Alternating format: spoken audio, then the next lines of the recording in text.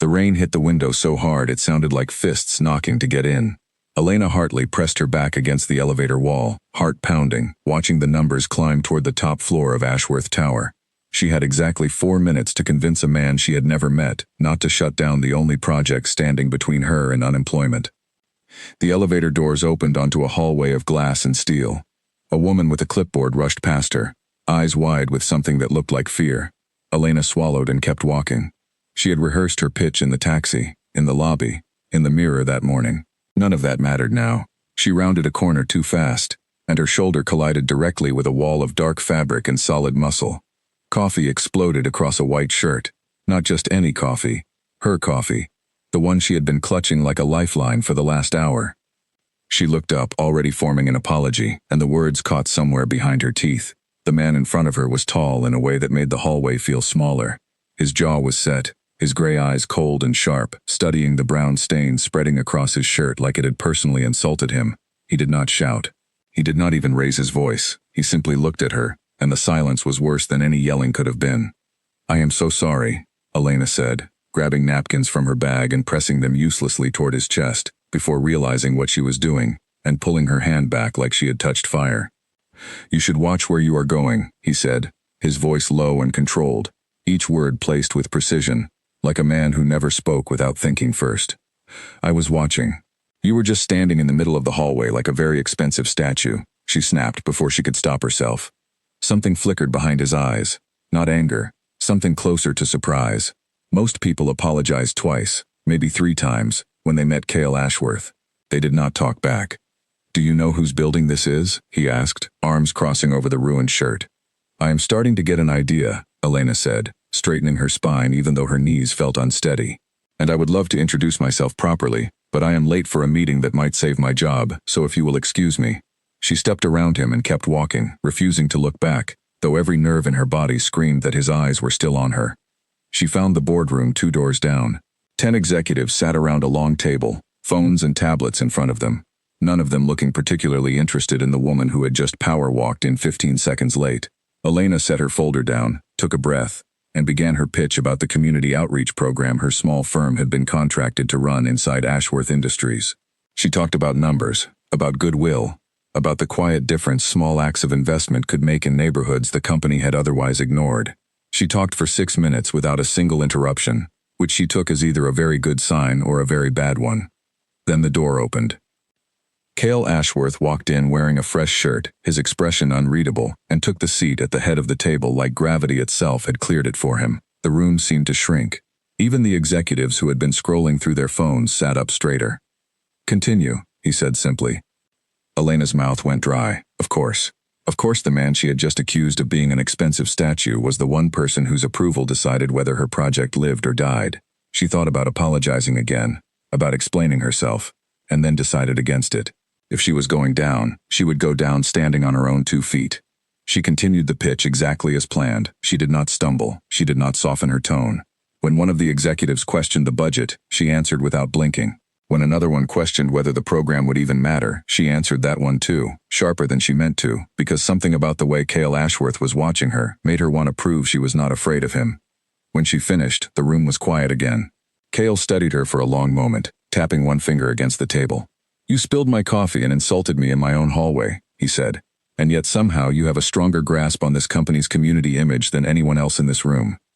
A ripple of nervous laughter moved through the executives. Elena felt her face grow warm. "I prefer to think of it as an unforgettable introduction," she said. "The program continues," Cale said, standing. "You will report directly to my office starting this week. My assistant will send the details." He left the room before she could respond, his footsteps unhurried, like a man who never doubted that people would simply do as he said. Elena stood there, folder pressed to her chest, wondering if she had just won or lost. Outside, the rain had softened into a gray mist over the city. Elena walked to the train station in a daze, replaying the meeting over and over. She had heard the stories about Cale Ashworth before she ever stepped into that building. People called him distant. People called him difficult. The interns called him, quietly and only when he was not around, the Alpha King, because he ran his company the way some men ran kingdoms, with absolute control and very little patience for anyone who challenged him. She had told herself she wanted nothing to do with a man like that. She told herself the same thing again on the train home, watching the city lights blur past the window, and she almost believed it. That night, in her small apartment above a bakery that filled her mornings with the smell of warm bread, Elena sat at her kitchen table with a cup of tea she had no interest in drinking. Her roommate Priya dropped onto the chair across from her, still in scrubs from her hospital shift. "You look like you saw a ghost," Priya said. "Worse," Elena said. "I saw my new boss." "The Alpha King himself?" Priya raised an eyebrow. "I heard he fired someone last month for being 2 minutes late to a call. I spilled coffee on him." Priya nearly choked on her water. "You did what?" "I did not know it was him. I just saw a wall of a man standing in my way, and I ran right into him," Elena said, dragging a hand down her face. "And then I called him an expensive statue." "You are going to get fired before your first day even starts," Priya said, laughing now. "He gave me the project instead," Elena said. "I have to report to his office starting this week." Priya's laughter faded into something more thoughtful. "Be careful with that one, Elena. Men like that do not just want employees. They want control. All of it. Every part of your day." Elena nodded slowly, staring into her cooling tea, though her mind kept drifting back to the flicker of surprise in Cale's eyes, the way he had looked at her, like she was the first person in years who had dared to speak to him without flinching. She told herself it meant nothing. Across the city, in an office with floor-to-ceiling windows overlooking a skyline he had built half of himself, Cale Ashworth stood with a fresh cup of coffee he had not touched, staring out at the lights below. His assistant had already sent the details to the woman from the meeting, Elena Hartley, 27 years old, no family connections, no shortcuts. Built her small nonprofit from nothing after leaving a corporate job that, according to the file, had ended badly, for reasons no one had bothered to record. He did not know why he had assigned her to report directly to him instead of to one of his directors, as protocol demanded. He told himself it was because her work was good, because the numbers were solid, because the program mattered to the image of the company. He almost believed it. His older brother, Julian, knocked once and let himself into the office without waiting for an answer, the way he always did. "You are still here," Julian said, dropping into the chair across from the desk. "At this hour, on a Friday, that is new." "I have work," Cale said, not turning from the window. "You always have work. This is different." Julian studied him with the kind of knowing look only an older brother could get away with. "The staff are already talking about the woman who spilled coffee on you and lived to tell about it." Cale's jaw tightened slightly. "Word travels fast in this building. It always does when the Alpha King lets someone talk back to him and does not fire her on the spot," Julian said, smirking. "In fact, he gives her a promotion instead." "It was not a promotion, it was a reporting change," Cale said flatly. "Whatever helps you sleep at night, brother." Cale did not answer. He turned back to the window, watching the city breathe below him, thinking about a woman who had looked him directly in the eye without a trace of fear, something he could not remember the last person to do. He told himself it was simply unfamiliar, nothing more. He was wrong, though he would not admit that to himself for a long time yet. The next morning, Elena stood outside Ashworth Tower 15 minutes early, refusing to be late twice in 1 week. She wore her sharpest blazer, the one she saved for meetings that mattered, and carried a folder thick with plans for the outreach program, determined to prove that her presence in that building was earned, not an accident born from spilled coffee and an unlucky hallway collision. The receptionist waved her through with a badge already prepared, her name printed clean and official, and Elena felt a strange thrill at seeing it there, proof that she belonged, even if some small part of her still expected security to stop her and ask what mistake had led her here. She reached the top floor and found Cale's assistant, a composed young man named Oliver, waiting by the office door. "Mr. Ashworth is expecting you," Oliver said, offering the faintest smile, like he already knew something Elena did not. Elena straightened her shoulders, knocked once, and stepped inside. Cale stood by the window, exactly as he had the night before, though she had no way of knowing that. He turned when she entered, his gray eyes settling on her with an intensity that made the air in the room feel thinner. "Miss Hartley," he said, "let us begin." Elena stepped further into the room, refusing to let her nerves show, and set her folder down on his desk with a steady hand. "I am ready," she said. Neither of them could have known, in that quiet moment before the real work began, how completely their lives were about to tangle together, or how many walls would need to fall before either of them was ready to admit it. For now there was only the rain outside the window, the quiet hum of the city below, and two people standing in the same room, both convinced they had everything under control. Neither of them did. Over the following days, Elena learned the rhythm of Ashworth Tower the way a sailor learns the moods of the sea, carefully, and always a little afraid of being caught unprepared. She learned that the coffee machine on the 40th floor made better coffee than the one on the 42nd. She learned that Oliver kept a hidden stash of sweets in his desk drawer for the days when Cale's mood turned particularly stormy. She learned that the entire building seemed to hold its breath whenever Cale Ashworth walked through it, as though everyone had silently agreed that his presence demanded a kind of reverence usually reserved for weather warnings. She refused to hold her breath the same way. It was a small rebellion, but it was hers. Their meetings became a strange kind of dance. He would ask pointed questions about her budget projections, and she would answer without hesitation, sometimes pushing back when his suggestions threatened to strip the heart out of programs meant to help real people, rather than simply improve quarterly reports. He was not used to being challenged. She could see it in the way his eyebrows drew together, the way his fingers would still against his desk when she disagreed with him, as though he were recalibrating some internal expectation that had never before been broken. "You do not agree," he said one afternoon, after she had spent 10 minutes explaining why cutting the mentorship portion of the program would undo months of trust built with local families. "No," Elena said simply. "I do not." "Most people agree with me," he said, not as a boast, but almost as an observation, like he was noting a strange fact about the world. "Most people are afraid of you," Elena said before she could stop herself. The silence that followed stretched long enough that she wondered if she had finally gone too far. Then, to her surprise, the corner of his mouth lifted, just slightly, an expression so rare on his face that Oliver, passing by the open door, actually paused mid-step to stare. "And you are not," Cale said. It was not quite a question. "I have not decided yet," Elena admitted, and this time it was his turn to almost smile. Days folded into each other. Elena began arriving earlier, staying later, telling herself it was only because the project deserved her full attention. She told herself the same thing when she found herself lingering near his office a little longer than necessary, or when she noticed the way his voice softened, almost imperceptibly, whenever he spoke directly to her instead of to the room full of executives. She told herself many things during those weeks. Not all of them were true. One evening, long after most of the building had emptied out, Elena stayed behind to finish revising a proposal that needed to be ready by morning. The office had gone quiet, the kind of quiet that made the click of her keyboard sound too loud in the empty space. She did not notice Cale standing in the doorway until she looked up and found him there, sleeves rolled to his elbows, tie long since discarded, watching her with an expression she could not quite name. "You should go home," he said. "So should you," she said, gesturing at the stack of files still open on his own desk, through the glass wall separating their offices.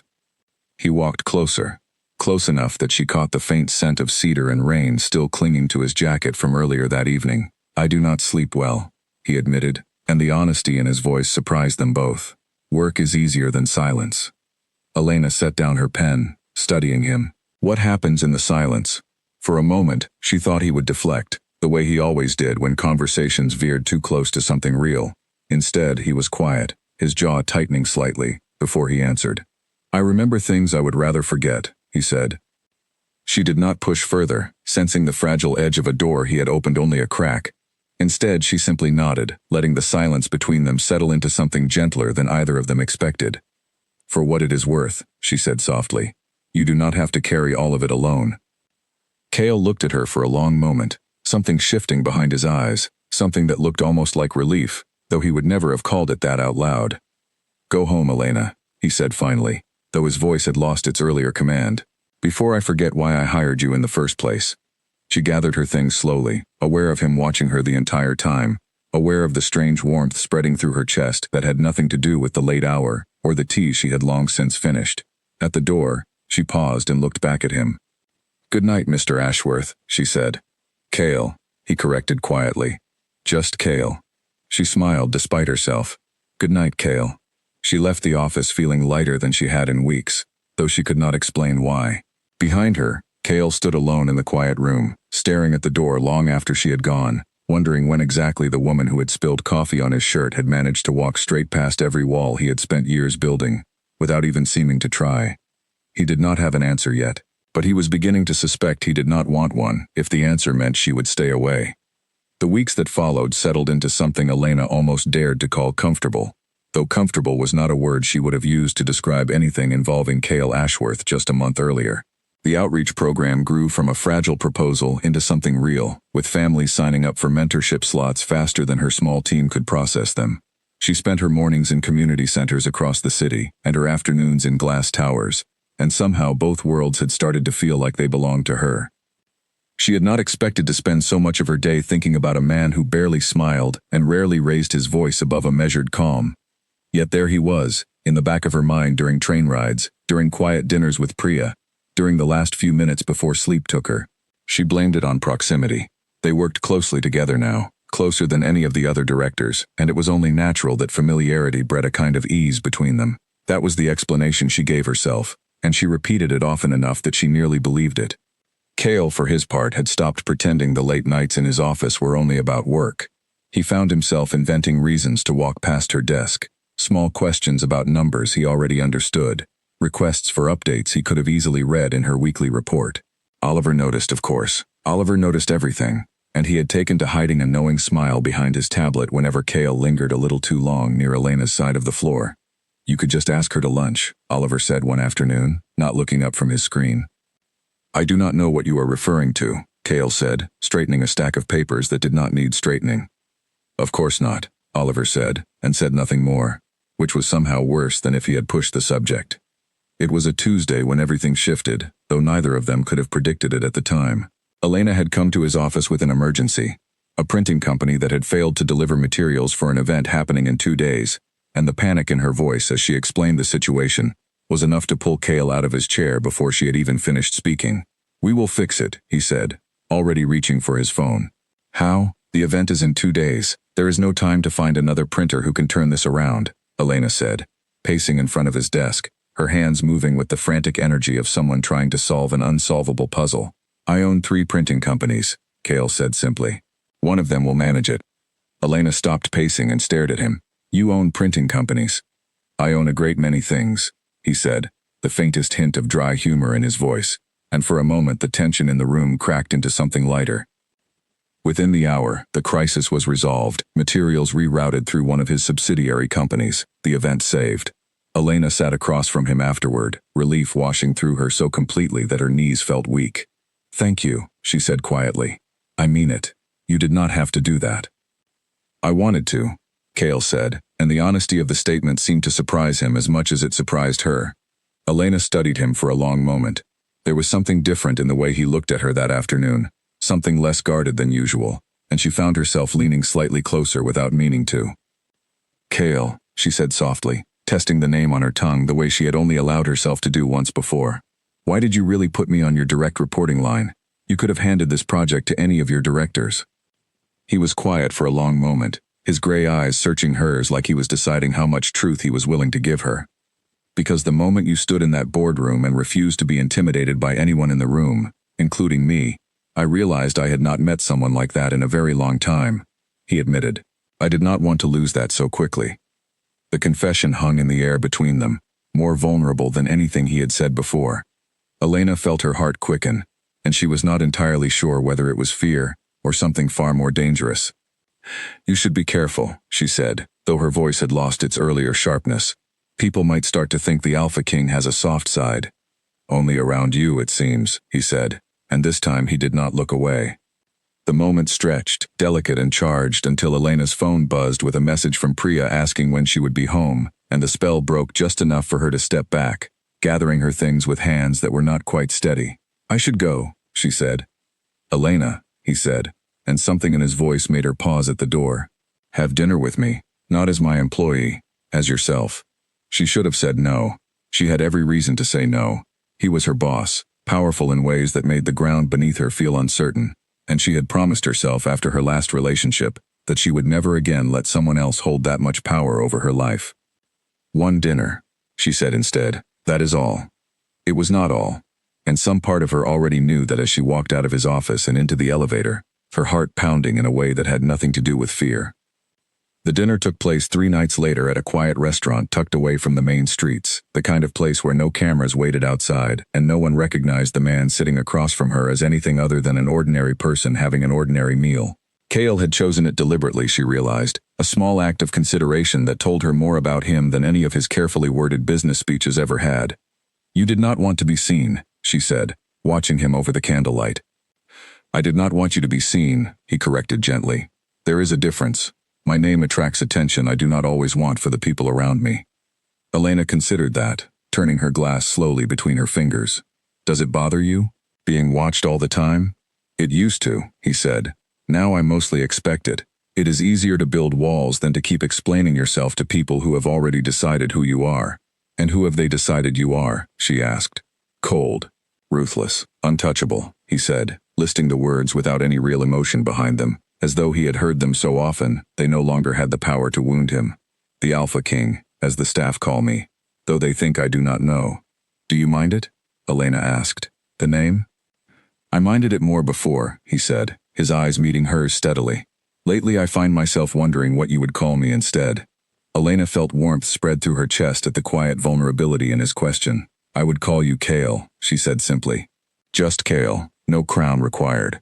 Something in his expression softened completely, a rare unguarded moment that made him look years younger, less like the man the entire company feared, and more like someone still learning how to let another person close. They talked for hours that night, about childhoods and mistakes and the strange loneliness that came with building something entirely on your own. Elena told him about her father leaving when she was 12, about the years of proving to herself that she did not need anyone's permission to build a life worth living. Kale told her, carefully, in pieces, about a father who had taught him that softness was a weakness to be trained out of a person, and a mother who had left before he was old enough to remember her voice clearly. By the time they stepped outside into the cool night air, something between them had shifted permanently, though neither of them said it out loud. He walked her to her car, and for a long moment they simply stood there, the space between them charged with everything neither of them was ready to name. Thank you for tonight, Elena said softly. Thank you for saying yes, he replied. Neither of them moved for a moment longer than necessary, and Elena felt the pull between them like gravity, like something inevitable she was no longer certain she wanted to resist. But she stepped back first, needing the distance to think clearly, needing to remind herself of every reason this was complicated. Good night, Kale, she said. Good night, Elena, he echoed, and watched her drive away with an expression she would have given anything to understand. The following weeks brought a new kind of tension into the office, one that had nothing to do with budgets or deadlines. Elena found herself hyper-aware of every interaction, every accidental brush of his hand against hers when passing documents, every lingering glance across a crowded meeting room. She told herself she was imagining the shift in his behavior, but Oliver's increasingly amused expressions told her otherwise. Then came the charity gala, an event that would test every boundary either of them had tried so carefully to maintain. The invitation arrived on heavy cream paper, embossed with gold lettering that announced the annual charity gala hosted by Ashworth Industries, an event Elena had heard about in whispered office conversations for weeks. It was the kind of night where the entire company dressed in its finest, where donors and board members and the occasional celebrity mingled beneath crystal chandeliers, and where, this year, Elena found her own name printed neatly on the guest list as a representative of the outreach program. She stood in front of her closet for nearly an hour before Priya finally intervened, pulling out a deep emerald gown Elena had bought on a whim months earlier and never found an occasion to wear. Tonight is the occasion, Priya said firmly, holding the dress out like a challenge. Stop overthinking this. I am not overthinking anything, Elena said, taking the dress anyway. You have tried on 4 outfits and rejected all of them because none of them felt right for a work event, Priya pointed out. This is not about work, Elena, admit it. Elena did not answer, mostly because she did not trust herself to say anything true. The gala was held in the grand ballroom of a hotel downtown, the kind of space with ceilings so high they seemed to disappear into shadow, and windows that stretched from floor to sky, showing the city glittering below like something out of a painting. Elena arrived feeling both out of place and strangely alive, the fabric of her gown a small armor against the nervous flutter in her chest. She spotted Kale almost immediately, standing near the center of the room in a black suit that fit him like a second skin, surrounded by board members and donors who hung on his every measured word. He looked, as always, completely in control, a king surveying his domain without a flicker of uncertainty. Then his eyes found hers across the room, and for the briefest moment, that control seemed to falter. He excused himself from the group with practiced ease, and crossed the room toward her, his gaze never leaving her face. You look, he started, then stopped, as though the words had temporarily escaped him. I do not have adequate words for how you look tonight. Elena felt heat rise to her cheeks. That might be the closest thing to poetry I have ever heard from you. I am full of surprises, he said, and offered his arm, an old-fashioned gesture that felt entirely natural in the moment. They moved through the crowd together, Cale introducing her to donors and board members as the woman behind the outreach program that had, in his words, done more good in 3 months than most initiatives managed in 3 years. Elena felt a swell of pride at his praise, though it was tangled up with something else entirely, something that had far more to do with the warmth of his hand at the small of her back than with any professional accomplishment. It was during a quiet moment near the edge of the dance floor, as the orchestra shifted into something slow and unhurried, that Cale turned to her with an expression she had not seen before, something almost nervous beneath his usual composure. "Dance with me," he said, and it was not quite a command, though the habit of authority lingered in his voice out of instinct rather than intention. "I did not know the Alpha King danced," Elena said, though she was already letting him lead her onto the floor. "Only when the music matters," he said quietly. His hand settled at her waist, hers at his shoulder, and they moved together in slow, easy rhythm, close enough that Elena could feel the steady beat of his heart beneath his jacket. The rest of the room seemed to blur away, the chandeliers and conversation fading into distant background noise, until it felt like the two of them existed in some private pocket of the world, where none of the usual rules applied. "You are staring," Elena murmured, glancing up at him. "I am aware," Cale said, not looking away. "Should I be worried?" "Only if you plan on running," he said, his voice low enough that only she could hear it. Elena's breath caught slightly. "I have been thinking about running from the moment we met, and yet here I am." "Here you are," he echoed softly, and something in the way he said it felt like a promise, though neither of them could have named exactly what it promised. The song ended too soon, the spell breaking as other dancers moved around them, and Elena stepped back reluctantly, aware of eyes across the room that had certainly noticed the closeness between the company's most guarded executive and the young woman running his newest project. She caught sight of a few raised eyebrows, a whispered comment behind a raised hand, and felt a flicker of unease settle beneath her earlier warmth. "People are watching us," she said quietly. "People are always watching me," Cale replied, unconcerned. "Let them watch."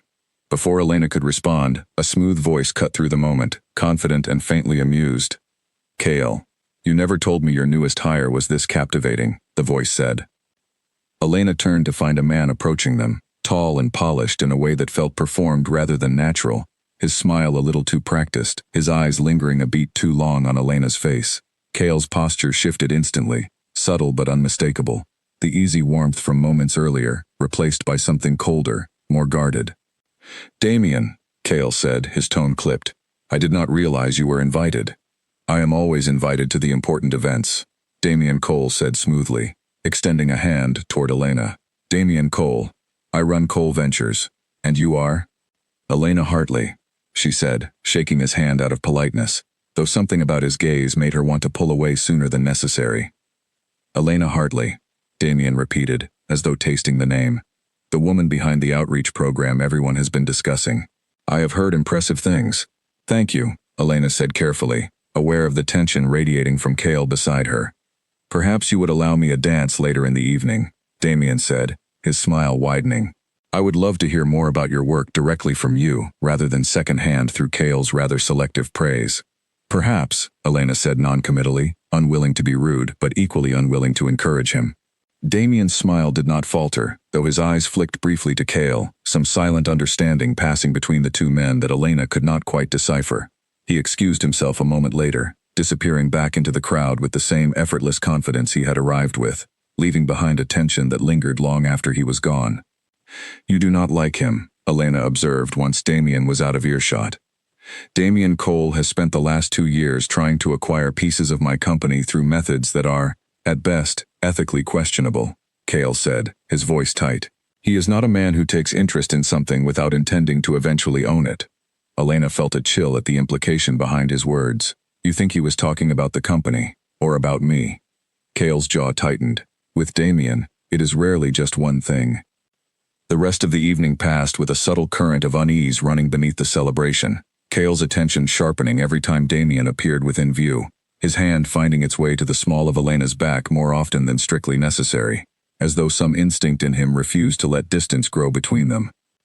Near the end of the night, as guests began filtering toward the exits and the orchestra played its final slow song, Kale pulled Elena gently toward a quiet corner near the terrace doors, away from the remaining crowd. "I want to ask you something," he said, his voice quieter than she had ever heard it. "And I want you to answer honestly, without worrying about what I want to hear." Elena nodded, her heart beating faster. "Ask me. Is this real?" he said, gesturing vaguely between them. "Or am I imagining something that only exists in my own head?" Elena stepped closer, close enough to feel the warmth radiating from him, close enough that the noise of the gala faded into nothing but the sound of her own heartbeat. "It is real," she said softly. "I have been trying to convince myself otherwise for weeks. I have failed spectacularly." Kale's expression shifted into something raw and relieved, his hand lifting slowly to brush a strand of hair away from her face, the touch gentle enough that it felt like a question rather than a claim. "Elena," he said quietly, "I do not know how to do this halfway. I never have." "Then do not," she whispered. For a moment, neither of them moved, the space between them charged with everything unsaid, everything building since the day she had spilled coffee on his shirt and refused to apologize twice. Then, slowly, deliberately, he closed the last of the distance between them, and the world outside that quiet terrace corner ceased to exist entirely. Neither of them noticed Damian Cole watching from across the room, his expression calculating, already turning over the new information in his mind, like a piece on a chessboard he intended to use to his advantage. The days after the gala moved differently, softer somehow, as though the city itself had noticed the shift between them and decided to make room for it. Elena caught herself smiling at nothing in particular during meetings, catching Kale's eye across the boardroom table and looking away quickly before anyone else noticed. Oliver noticed anyway, of course, and took to leaving small notes on her desk that simply read, "About time," in his neat handwriting, which she pretended not to find amusing. But beneath the warmth, a quieter unease had settled into Elena's chest, one she could not quite shake. Damian Cole's name kept surfacing in conversations around the office, in hushed tones between executives who seemed to speak of him the way sailors spoke of storms on the horizon, something to be watched carefully and never underestimated. She found herself researching him one evening, curiosity overtaking her better judgment, scrolling through articles about Cole Ventures and its aggressive expansion strategy over the past several years. Company after company had folded into his portfolio, some willingly, many not, and a pattern emerged that made her stomach tighten with unease. Damian did not simply invest in businesses, he dismantled them from the inside, finding their weakest points and prying them open, until there was nothing left to do but surrender. She mentioned it to Kale during a quiet dinner at his apartment one evening, the city lights spread out below them like scattered stars. "He has tried 3 times to acquire pieces of my company," Kale admitted, swirling the wine in his glass without drinking it. "Each time, I refused. Each time, he found a new angle." "What kind of angle?" Elena asked carefully. "The first time, he attempted to buy out one of my board members with promises of a seat on his own company's leadership," Kale said. "The second time, he spread rumors about instability in my supply chain that nearly cost us 3 major contracts before we managed to correct the narrative." "And the third time?" Elena pressed.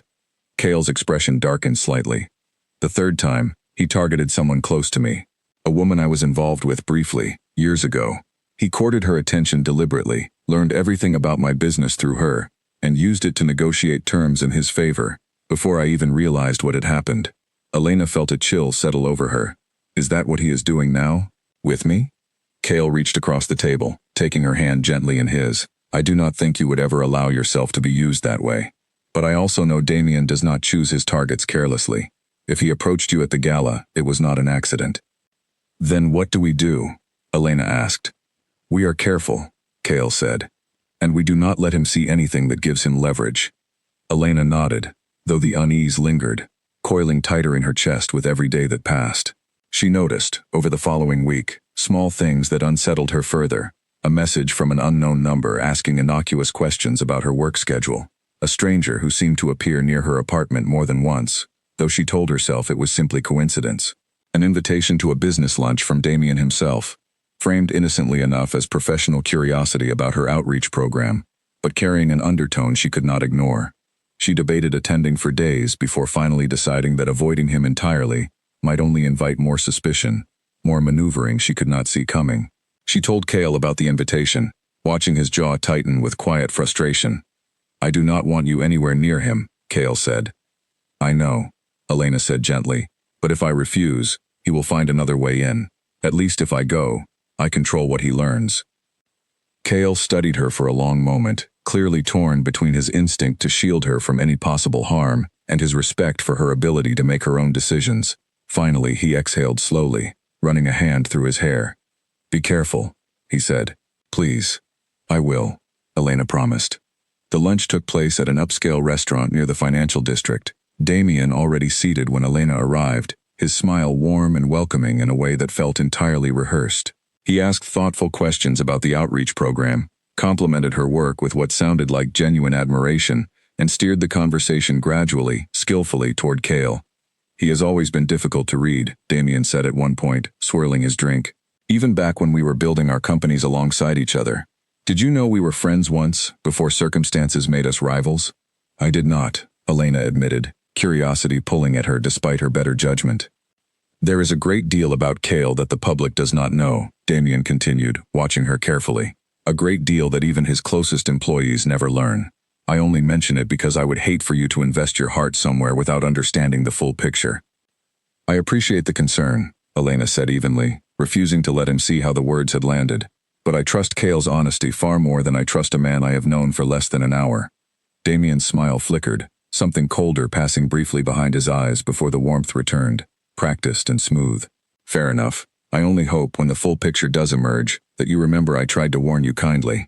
Elena left the lunch feeling unsettled in a way she could not entirely explain, Damien's words lodging themselves in her mind like small splinters she could not quite remove. She did not mention the specifics of the conversation to Cale that evening, not wanting to give Damien's insinuations more power than they deserved, but the unease followed her regardless, coloring the edges of her days with quiet worry. It was nearly 2 weeks later that she began to understand what Damien had truly meant. She had stayed late at the office finishing reports, the building nearly empty around her, when she overheard raised voices from behind Cale's closed office door. She approached carefully, recognizing Julian's voice first, tight with frustration, followed by Cale's, low and controlled in the way it always became when he was holding something back. "You cannot keep hiding this from her," Julian was saying. "If Damien finds out before she does, it will destroy any trust you have built." "I know that," Cale snapped, an edge in his voice Elena had never heard before. "I am handling it." "Handling it is not the same as telling her the truth," Julian said. "What happened with the acquisition 5 years ago was not something you can simply bury forever, Cale. Especially not now." Elena's heart pounded as she stood frozen outside the door, torn between the instinct to walk away and the growing dread that whatever secret they were discussing might already be shaping the foundation of everything she had built with Cale. Before she could decide, the door opened and Julian stepped out, stopping short at the sight of her standing there. Cale appeared behind him a moment later, his expression shifting instantly from frustration to something like panic when he saw her face. "Elena," he said carefully, "how much did you hear?" "Enough to know you are keeping something from me," she said quietly, her voice steadier than she felt. "Something about an acquisition, something Damien already knows." The silence that followed felt heavier than anything that had passed between them before, and Elena braced herself for whatever truth was about to unravel everything she had allowed herself to believe was finally safe. Cale led her into his office and closed the door, Julian giving her an apologetic glance before disappearing down the hallway, leaving the two of them alone with a silence so heavy it seemed to press against the walls. Elena sat down slowly, her hands folded tightly in her lap, waiting for whatever confession was about to change everything. 5 years ago, Cale began, his voice quieter than she had ever heard it. "Before I built the company into what it is now, I was in a partnership with a smaller firm run by a man named Corbin Hale. We had been friends since university. When Ashworth Industries needed capital to expand, he offered to invest, believing we would build something together as equals." Elena waited, sensing the weight of what was coming. "Damien approached me privately during that time," Cale continued. "He offered a far larger investment, one that would allow me to buy out Corbin's shares entirely and take full control of the company. I told myself it was simply business. I told myself Corbin would understand." "Did he?" Elena asked softly. "No," Cale said, his jaw tightening.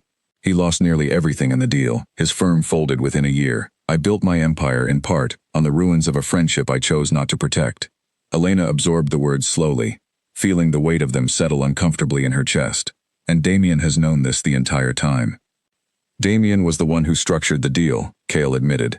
"He has held that knowledge over me for years, using the threat of exposing the full details, exaggerated far beyond what actually happened, to pressure me into agreements I would never otherwise consider. Is that why he approached me? Elena said, understanding dawning slowly, painfully. To use me as leverage, to get close to me so he could threaten to reveal all of this in a way that would hurt you. I do not know his exact plan, Cale said, but knowing Damien, it would not surprise me. Elena stood, pacing slowly across the office, trying to process everything at once. Why did you not tell me this from the beginning, Cale, before I ever sat across from him at that lunch? Because I did not want you to see me the way Corbin's family sees me now, Cale said, his voice cracking slightly with an honesty that startled them both. Because for the first time in years, someone looked at me without already knowing every mistake I have made, and I was not ready to lose that. Elena stopped pacing, turning to face him fully. I need you to understand something, Cale. I am not looking for someone without flaws. I am looking for someone honest enough to tell me about them before someone else does. I know, Cale said quietly. I am sorry. I should have told you sooner. The silence stretched between them, fragile and uncertain, until Elena finally crossed the room and sat down beside him, her hand finding his despite the storm of emotions still swirling inside her. I am not walking away, she said softly, but I need you to promise me there is nothing else hiding beneath the surface. No more secrets I have to learn from someone like Damien instead of from you. I promise, Cale said, meeting her eyes steadily. Whatever comes next, you will hear it from me first.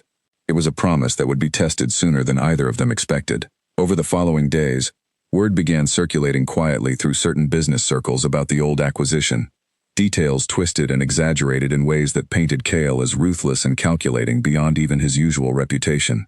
Elena suspected Damien's hand in the leak immediately, though there was no way to prove it directly. She watched Cale grow more guarded at work, the warmth she had come to rely on retreating slightly beneath layers of old defensiveness, as though the resurfacing scandal had reopened wounds he had spent years trying to seal.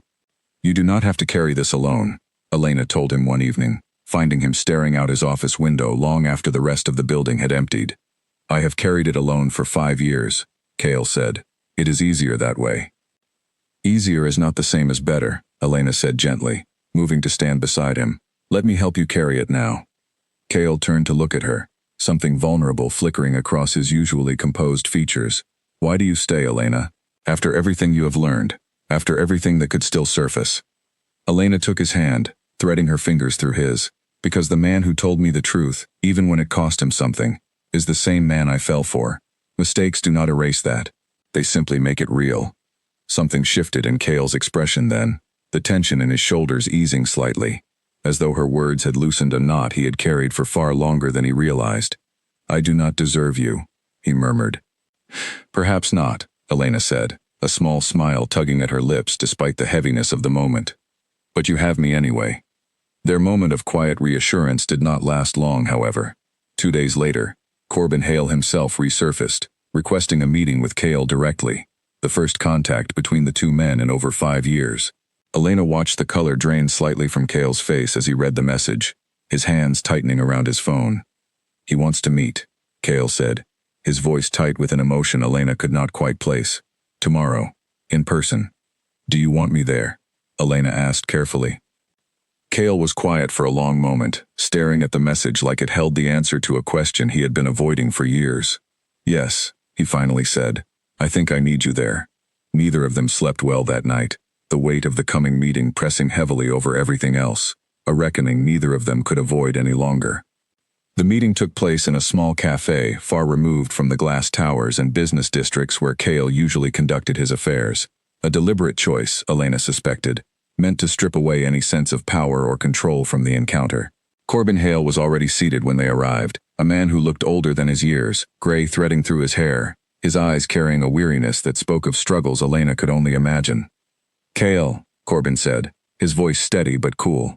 Corbin, Cale replied, sliding into the seat across from him, Elena settling quietly beside him. Thank you for agreeing to meet. I did not agree for your comfort, Corbin said bluntly. I agreed because someone has been spreading half-truths about our history, and I would rather set the record straight myself than let Damien Cole rewrite it entirely to serve his own purposes.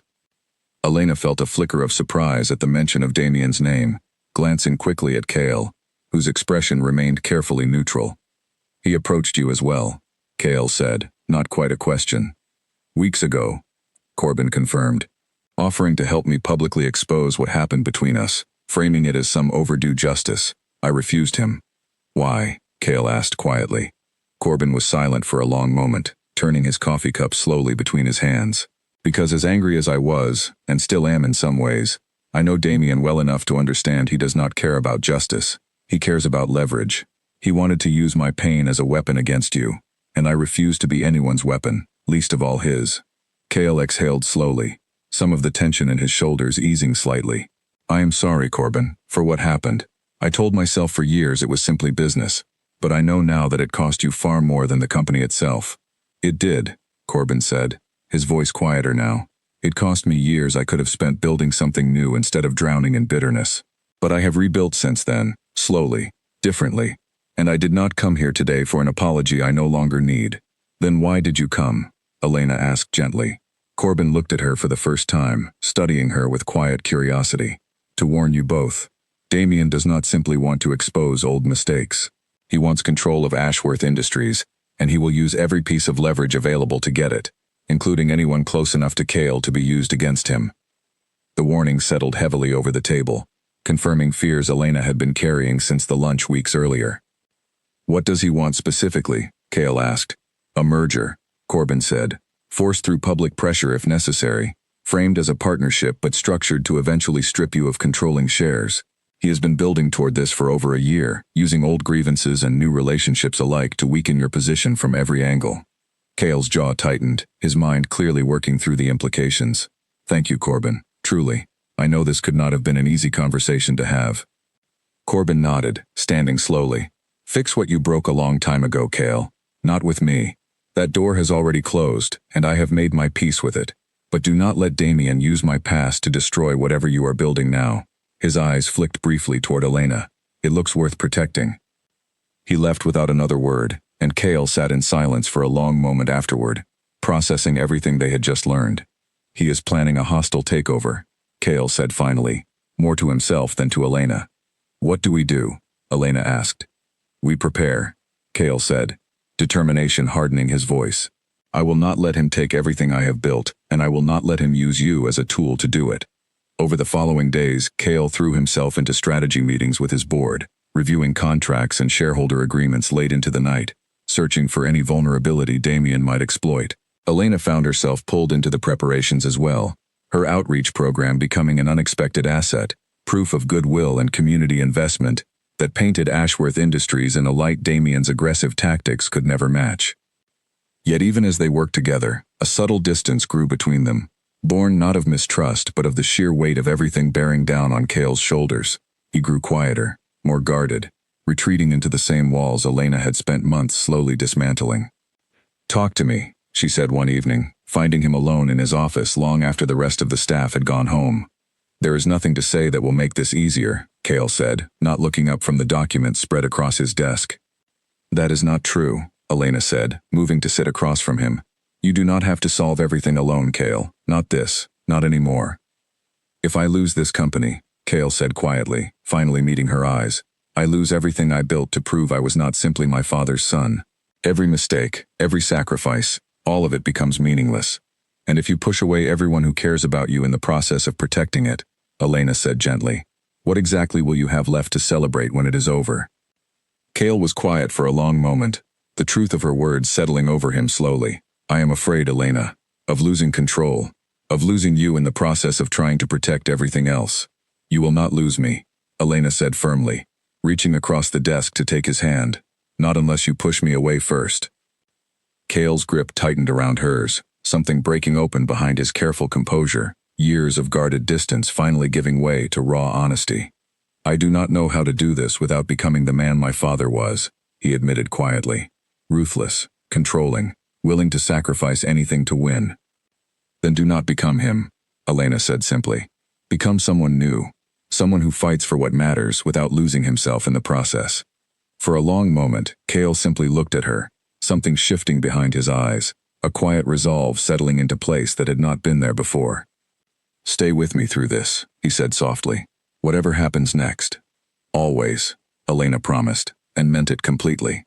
Neither of them could have known how quickly that promise would be tested, or how close Damien's plans had already come to fruition behind the scenes. The first sign that Damien's plan had already advanced further than anyone realized came in the form of a phone call Elena received early one morning, a reporter from a well-known financial publication asking for comment on rumors that Ashworth Industries was facing an imminent hostile takeover attempt. Elena declined to comment and immediately called Cale, her hands trembling slightly as she dialed. "They already know," she said the moment he answered. "The press has the story." "Which means Damien leaked it deliberately," Cale said, his voice tight with controlled fury. "He wants public pressure to force the board's hand before we have time to prepare a proper defense." By the time Elena arrived at the office, the entire building buzzed with tension, phones ringing constantly, executives moving between meetings with grim expressions. Cale had gathered his closest advisors, including Julian, into the main conference room, poring over documents and contingency plans with an intensity that bordered on desperation. "The board meets in 2 days," Julian was saying as Elena entered. "If Damien has already secured enough shareholder support, we may not have the votes to block the merger proposal. Then we find a way to secure more support ourselves," Cale said firmly. "Elena, how many of our major community partners would be willing to speak publicly about the outreach program's impact?" "All of them, I imagine," Elena said, surprised by the question. "Why?" "Because public perception matters to shareholders as much as profit margins," Cale said. "If we can demonstrate that Ashworth Industries under my leadership is building something Damien's aggressive acquisition model would destroy, it might sway enough votes to protect our position." Elena nodded, already pulling out her phone to begin making calls. Over the following 2 days, she worked tirelessly, reaching out to every family, every community leader, every local partner who had benefited from the program, asking if they would be willing to share their stories publicly. The response overwhelmed her, dozens of people eager to speak on behalf of a program that had genuinely changed their lives, their voices forming a chorus of support that no amount of corporate maneuvering could easily dismiss. Meanwhile, Cale worked through the nights with his board, reviewing every contract, every shareholder agreement, searching desperately for leverage against Damien's aggressive tactics. The strain showed in the shadows beneath his eyes, in the tension that never quite left his shoulders, but Elena noticed something else as well, a quiet determination that had replaced the fear from days earlier, as though her presence beside him had steadied something in him that had been shaking loose. The night before the board meeting, Elena found him alone in his office once more, staring at a stack of documents he had clearly stopped reading several minutes earlier. "You should rest," she said softly, closing the door behind her. "I cannot," Cale said. "If we lose tomorrow, everything changes. The company, the outreach program, all of it falls under Damien's control." "Then let us make sure we do not lose," Elena said, moving to sit beside him. Cale turned to look at her, something raw and unguarded in his expression. "Whatever happens tomorrow, I need you to know something." "What is it?" Elena asked gently. "You changed something in me," he said quietly. "Before you, I built walls because I believed vulnerability was a weakness that would eventually be used against me. You have shown me something different, that letting someone in does not have to mean losing control. It can mean finding strength I did not know I had." Elena felt her heart swell with an emotion too large to name, reaching out to take his hand. "You have changed something in me as well, Cale. I spent so long believing I had to protect myself by staying guarded, by refusing to depend on anyone. You taught me that trust, real trust, does not make you weaker. It makes you braver." They sat together in comfortable silence for a long moment, the weight of the coming day settling between them, but softened now by the certainty of standing together rather than facing it alone. The board meeting the following morning was tense from the first moment, Damien Cole seated near the front of the room with an air of confidence that made Elena's stomach twist with unease. He presented his merger proposal smoothly, framing it as a partnership that would strengthen both companies, though Elena could see through the careful language to the underlying threat of a hostile takeover disguised in corporate diplomacy. When it came time for Cale to respond, he stood with a composure that Elena had rarely seen matched, addressing the board directly with a clarity and conviction that filled the room with quiet authority. "Ashworth Industries has spent the last several months building something that goes beyond profit margins and shareholder returns," Cale said, gesturing toward Elena, who stood ready with a folder of testimonials and impact reports from the outreach program. "We have invested in communities that other companies have long ignored, building trust and goodwill that translates directly into long-term stability and growth." Elena stepped forward, presenting the stories she had gathered, letters from families whose lives had been changed by mentorship programs, testimonials from local leaders who spoke of Ashworth Industries as a genuine partner rather than a distant corporate entity. The room listened in a silence that felt different from the tension of moments earlier, something closer to genuine consideration. Damien's expression tightened almost imperceptibly as the presentation continued, his earlier confidence wavering slightly as board members exchanged glances that suggested his carefully constructed narrative was beginning to crack. "Sentiment does not guarantee profit," Damien interjected finally, his tone sharper than before. "The board must consider what truly serves shareholder interests, not simply feel-good stories. Sentiment, when it reflects genuine trust and community investment, absolutely guarantees long-term profit," Cale countered smoothly. "Companies that ignore the communities they operate within eventually lose the loyalty that sustains them. Ashworth Industries is not simply protecting a reputation. We are building a foundation that will outlast any short-term merger designed to strip value for immediate gain." The vote, when it finally came, was closer than Cale had hoped, but ultimately fell in his favor, the board rejecting Damien's proposal by a narrow but decisive margin. Relief flooded through Elena so completely that her knees felt weak, and she caught Cale's eye across the room, sharing a look of quiet triumph that neither of them needed words to express. Damien left the meeting without a word, his expression carefully neutral, though Elena caught the flicker of cold calculation behind his eyes as he passed her in the hallway. "This is not over," he said quietly, just for her ears. "Perhaps not," Elena replied evenly, refusing to let him see her unease. "But you should know by now that Cale does not lose easily, and neither do I." Damien's jaw tightened slightly before he continued walking, disappearing down the hallway and out of the building, leaving behind a victory that felt fragile despite its significance.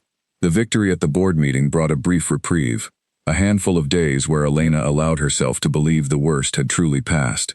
She and Cale spent quiet evenings together, celebrating in small ways, dinners cooked at his apartment rather than ordered from restaurants, long conversations that stretched late into the night without the shadow of Damien Cole hanging over every word.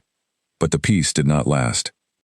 It began with a phone call from an unfamiliar number, a woman introducing herself as a representative from a legal firm Elena had never heard of, requesting to discuss what she vaguely described as a matter of public interest regarding the outreach program's funding sources. Elena, confused but cautious, agreed to a meeting, sensing immediately that something about the request felt orchestrated rather than routine. The meeting revealed exactly what she feared. Someone had filed a formal complaint alleging financial irregularities within the outreach program, suggesting funds had been misappropriated or improperly documented. The allegations were vague, unsupported by any real evidence, but detailed enough to trigger a formal review that would require weeks of investigation, weeks during which the program's credibility, and by extension Cale's public standing, would remain under a cloud of suspicion. "Damien," Cale said grimly when Elena told him, his hands clenched into fists at his sides. "This has his fingerprints all over it." "There is no proof," Elena said, though her voice carried little conviction. "The complaint was filed anonymously." "Of course it was," Cale said bitterly. He learned his lesson from the board meeting.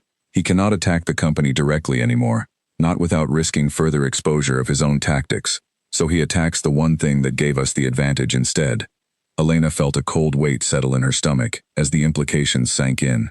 The investigation would take time during which every family who had trusted the program, every community partner who had spoken so passionately on its behalf, would watch its credibility crumble under a shadow of doubt she could not immediately dispel. Over the following days, the investigation moved forward with agonizing slowness, auditors combing through every financial record, every donation, every disbursement, searching for evidence that Elena knew did not exist. She spent long nights compiling documentation, proving the legitimacy of every transaction, while watching anxiously as local news outlets picked up the story, framing it with careful ambiguity that left just enough doubt to plant seeds of suspicion in the public's mind. "I feel like everything we built is unraveling," Elena admitted one evening, exhaustion evident in every line of her posture as she sat across from Cale in his office. "It is not unraveling," Cale said firmly, though the strain in his own voice suggested he was fighting to believe his own words. "It is being tested. There is a difference." "Is there?" Elena asked quietly. "Because from where I am sitting it feels remarkably similar." Cale moved around the desk, kneeling in front of her chair so their eyes were level, his hands taking hers gently. "Elena, listen to me. Whatever Damien throws at us, we will face it together. I promise you, this program, everything you have built, it is worth fighting for, and so are we." Elena felt tears prick at the corners of her eyes, exhaustion and fear finally breaking through the composure she had maintained for days. "I am scared, Cale. Not just for the program, for us. What if this is only the beginning of what he is willing to do? Then we will meet whatever comes next with the same resolve we have shown so far, Cale said firmly. I did not survive years of building this company alone by backing down from a fight. And I certainly will not start now, not when I have you standing beside me. The investigation reached its conclusion nearly 3 weeks later, the auditors finding no evidence of wrongdoing, every allegation thoroughly disproven by the meticulous records Elena had maintained from the very beginning. The relief that flooded through the office when the results were announced felt almost tangible, months of tension finally releasing in a collective exhale. But even as they celebrated the vindication, Elena could not shake the feeling that Damien's campaign against them was far from finished. Her suspicions proved correct sooner than she expected. It happened during a quiet evening a week later, Elena walking home from the train station after a long day at the office, the streets quieter than usual as dusk settled over the city. She noticed the same car she had seen parked near her apartment several times over the past weeks. And this time, a man stepped out as she approached, his expression carefully neutral, in a way that immediately set her instincts on edge. "Miss Hartley," he said politely. "Mr. Cole would like a word." Elena's heart pounded as she considered her options, glancing around the quiet street for any sign of help. Before she could decide whether to run or engage, Damien himself stepped out from the car, his expression calm, almost apologetic. "I promise this is simply a conversation," Damien said, holding his hands up slightly, palms open. "Nothing more." "You have a strange way of arranging conversations," Elena said, keeping her voice steady despite the fear tightening in her chest. "I apologize for the theatrics," Damien said, though his tone suggested little genuine remorse. "But I needed to speak with you somewhere Cale could not immediately interfere." "Whatever you have to say, you can say it in front of him," Elena said firmly, taking a step back toward the safety of the busier street ahead. "I doubt that," Damien said, his voice softening into something almost sympathetic. "Because what I have to tell you concerns information Cale has been hiding from you far more recently than the incident with Corbin Hale. Something involving decisions he made only weeks ago, decisions that directly affected your outreach program, and by extension, every family who depends on it." Elena's breath caught, uncertainty warring with her instinct to distrust every word from Damien's mouth. "What are you talking about? Ask him," Damien said simply, stepping back toward his car. "Ask Cale Ashworth what really happened to the additional funding request you submitted 3 weeks ago, the one that mysteriously disappeared from the board's agenda before it could ever be discussed." Before Elena could respond, Damien slipped back into his car, disappearing down the street and leaving her standing alone with a new seed of doubt taking root in her chest, one she could not easily dismiss no matter how desperately she wanted to trust the man she had come to love. Elena did not sleep that night, Damien's words circling relentlessly through her mind, alongside memories of every promise Cale had made about honesty, about no more secrets surfacing from anyone other than himself first. She arrived at the office early the next morning, exhaustion evident beneath her eyes, and found Cale already at his desk, looking up with immediate concern the moment she stepped through the door. "You look like you did not sleep at all," he said, standing to move toward her. "I need to ask you something," Elena said, her voice tighter than she intended, "and I need you to be completely honest with me." Cale's expression shifted instantly, concern deepening into something more cautious. "Of course. What is it?" 3 weeks ago, I submitted a request for additional funding to expand the mentorship portion of the program," Elena said carefully. "I never received a response, and when I followed up, I was told the request had simply been delayed due to scheduling conflicts. Was that true, Cale? Or did you remove it from consideration yourself?" Cale's face went carefully still, and in that stillness, Elena felt her stomach drop, the answer already visible in his expression before he spoke a single word. "I asked the board to postpone the vote," Cale admitted quietly. "Not remove it. Postpone it." "Why?" Elena asked, her voice trembling slightly despite her efforts to remain calm. "Because approving additional funding during the height of the takeover attempt would have made the company appear financially unstable to shareholders already questioning our stability," Cale said. "I intended to bring it back to the board once the immediate crisis had passed. I was going to tell you." "When?" Elena asked, her voice sharper now. "After the community started asking why the program had stalled? After I had to explain to families that the expansion they were counting on simply disappeared without explanation. Elena, I was trying to protect the company during an incredibly volatile moment," Cale said, his voice pleading now. "I made a strategic decision that I believed served the greater good in the long run." "You made a decision about my program without telling me," Elena said, her voice rising slightly despite her attempts to stay composed. "You promised me, Cale. You promised no more secrets, and yet here we are, having this exact conversation because Damien Cole knew about this before I did.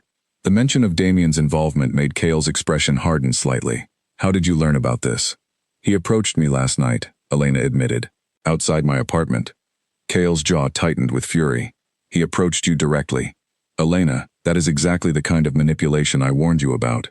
Do not turn this around on him, Elena said firmly, though her voice cracked slightly with the effort of holding back tears.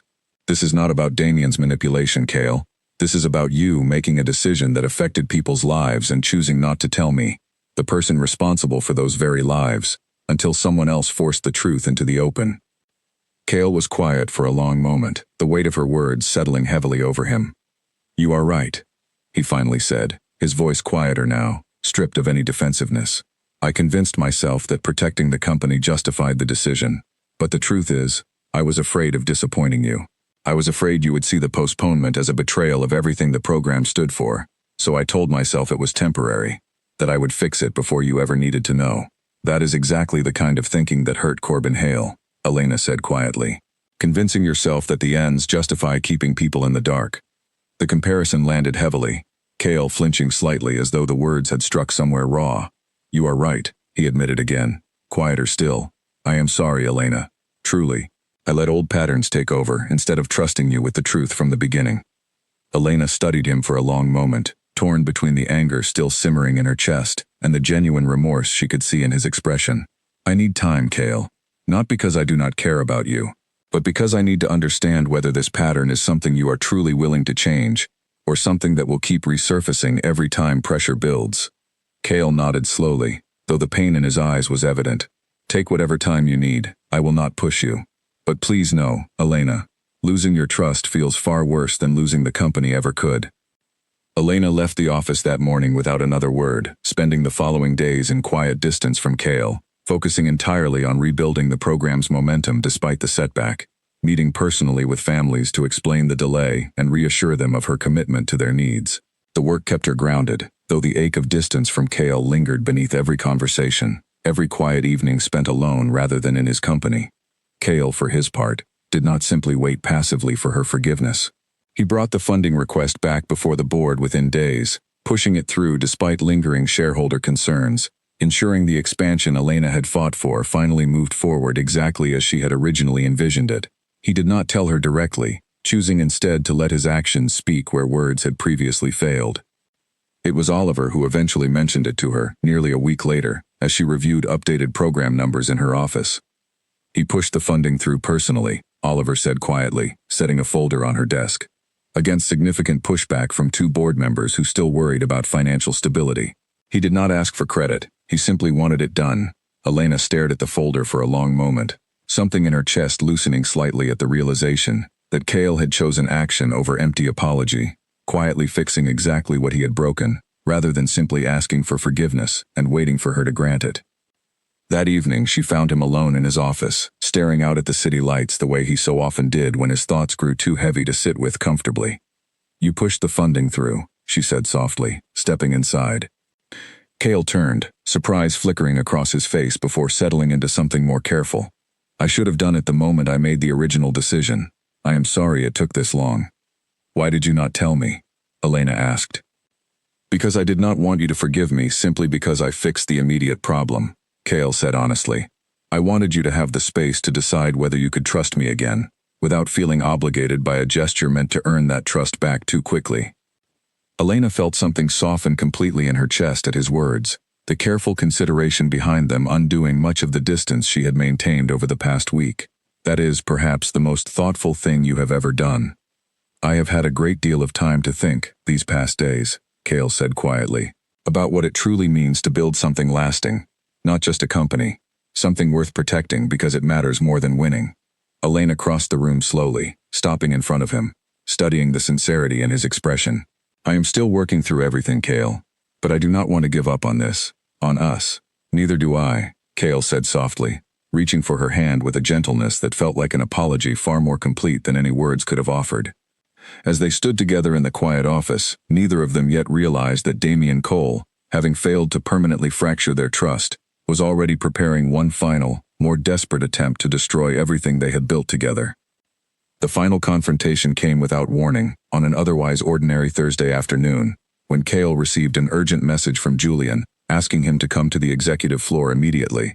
Elena, sensing the tension in his voice as he read the message, followed him without hesitation, an uneasy feeling settling over her the moment they stepped off the elevator. Damian Cole stood in the main lobby of the executive floor, flanked by two lawyers, a folder of documents held tightly in his hands. His expression carried none of its usual practiced charm, replaced instead by a cold determination that made the room feel colder despite the warm afternoon sun streaming through the windows. "Cale," Damian said, his voice clipped, "I believe it is time we settled this properly." "Settled what exactly?" Cale asked, stepping forward with Elena close beside him.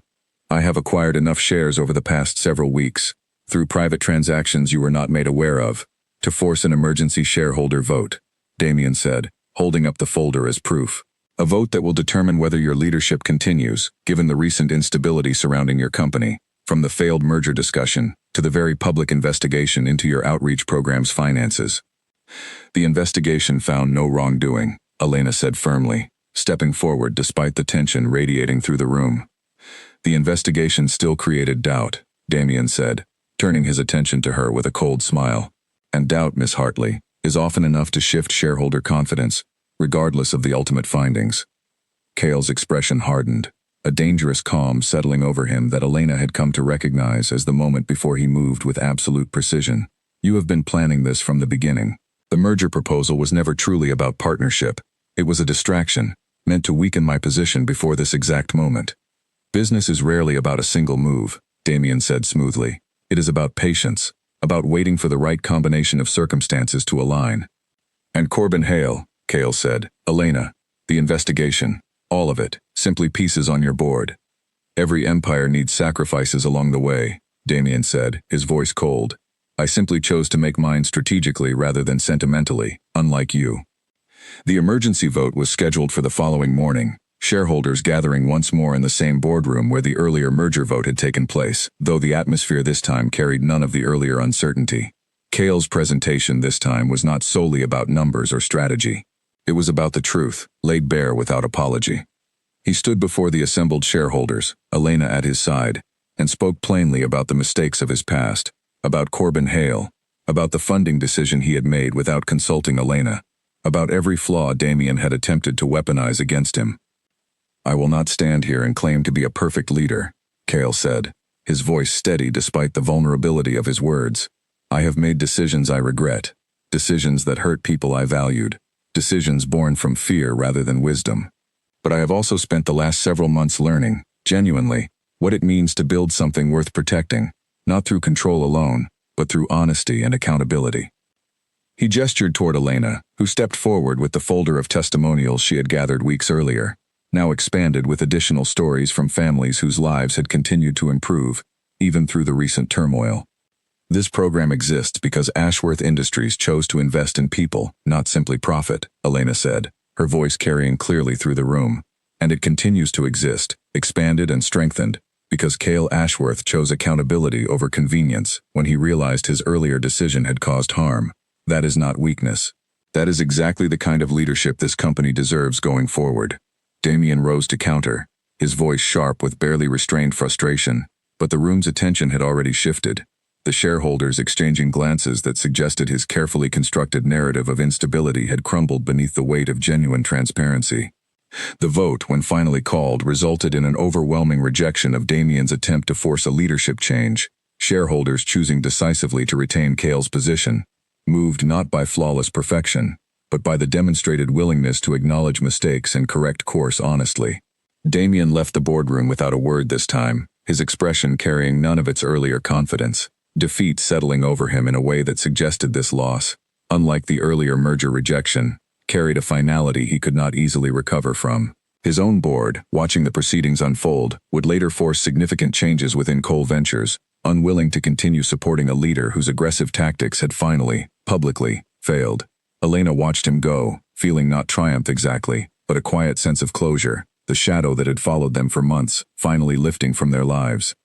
That evening, Cale found her on the terrace outside his apartment, watching the city lights flicker to life as dusk settled over the skyline he had spent years building. "It is over," he said softly, joining her at the railing. For now, Elena said, though the words carried none of the earlier weariness, replaced instead by quiet relief.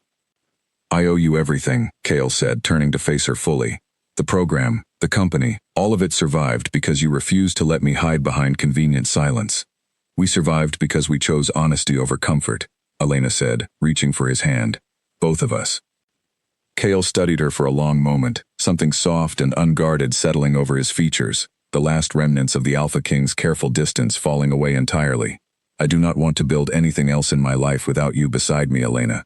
Not the company, not whatever comes next. All of it, I want to build with you.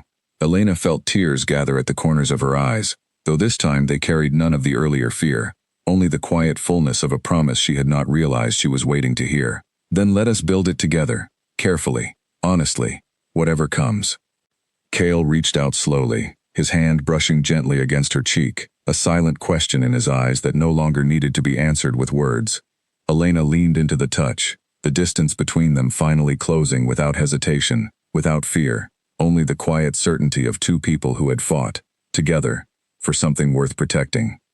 Below them, the city continued its endless rhythm, unaware of the quiet transformation taking place high above its streets, where a man once known only for his cold control had learned, finally, the strength found in vulnerability, and a woman who had once guarded her heart fiercely, had discovered that trust, given carefully and earned honestly, could hold steadier than any wall ever could.